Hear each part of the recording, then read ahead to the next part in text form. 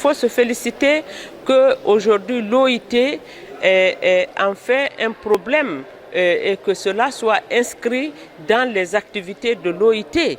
Parce que le secteur informel aujourd'hui, il est très important. Il est très important. Donc il faut renforcer la capacité du secteur informel par des formations, par des d'échanges d'expériences, que l'on soit sur le terrain, mais aussi la protection sociale. Parce que vous savez, le secteur informel n'est pas pris en compte, surtout en Guinée, même le secteur public n'est pas encore pris pour la protection sociale. Donc là, il faut aussi les initier à faire des mutuelles de santé pour s'entraider, si on ne peut pas réellement. Mais il faut que tout cela soit pris en compte pour qu'on puisse renforcer et que le secteur informel soit bien rentable dans les pays. Au niveau de la CNTG, quand le programme d'ajustement structurel est arrivé dans les pays africains, en particulier en Guinée, c'est les femmes, les jeunes qui ont perdu beaucoup plus d'emplois.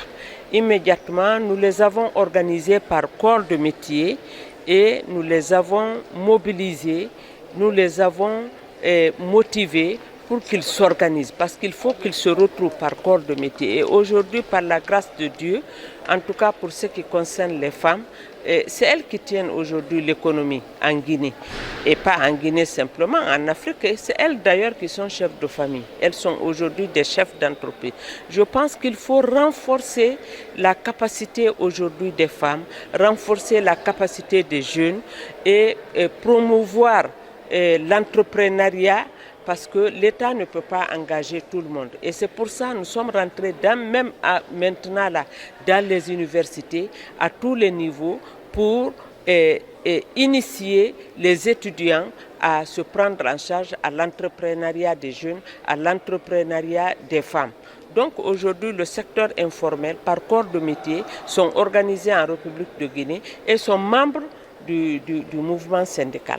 Donc ça avance, mais ils ont besoin d'échanges d'expérience, ils ont besoin d'être appuyés aussi par l'État, que le secteur informel soit soutenu par l'État et que les syndicalistes soient sur le terrain pour motiver, sensibiliser encore les gens davantage pour que ça puisse aller de l'avant.